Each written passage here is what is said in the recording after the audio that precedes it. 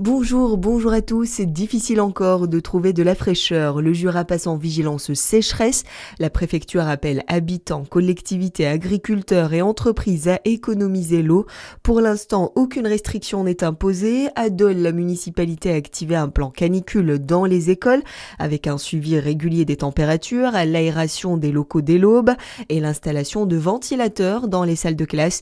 Les activités périscolaires sont également adaptées. Le Jura est toujours placé en vigilance orange canicule, tout comme le Doubs.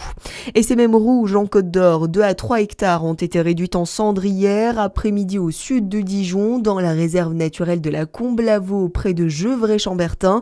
Un important dispositif de secours a été mobilisé avec 66 pompiers et une trentaine d'engins. La route départementale 31 a été fermée à la circulation durant l'intervention. L'origine du sinistre reste inconnue. Autre département en vigilance rouge canicule, c'est la Saône-et-Loire, avec des températures qui ont dépassé les 40 degrés localement hier. La baignade au lac de Montaubry, au Breuil, est interdite. Le Premier ministre a alerté hier sur les risques de noyade. 40 personnes sont mortes depuis le 18 juin pendant des baignades. Les victimes sont essentiellement des jeunes. Et hier, la France a connu sa journée la plus chaude jamais enregistrée. Il a fait en moyenne sur le pays 29,8 degrés.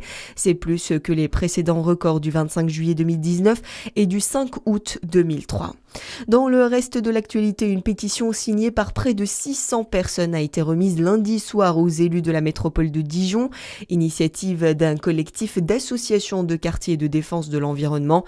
Et c'est une nouvelle fois le plan local d'urbanisme qui est remis en cause. Valdemar Delage. Oui, le PLU, c'est ce document qui présente le projet d'un territoire. Il fixe notamment les orientations en termes d'aménagement et d'habitat. Il sert par exemple de référence au moment de délivrer un permis de construire. Eh bien, à Dijon, un collectif né en 2019 pointe régulièrement les orientations de la métropole.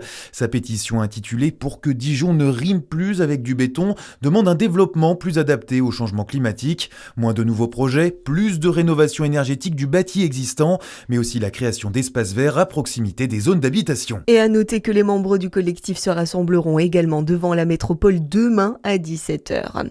L'actualité, c'est aussi vers une Corse autonome dans la République. Les députés ont approuvé hier la réforme constitutionnelle visant à accorder à l'île des pouvoirs dérogatoires au nom de ses spécificités.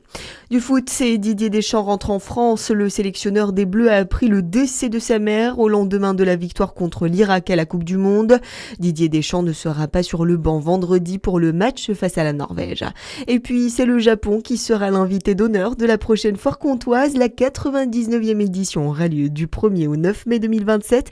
Cette année, 125 000 visiteurs sur 10 jours de festivités ont été enregistrés. À suivre votre météo sur Fréquence Plus.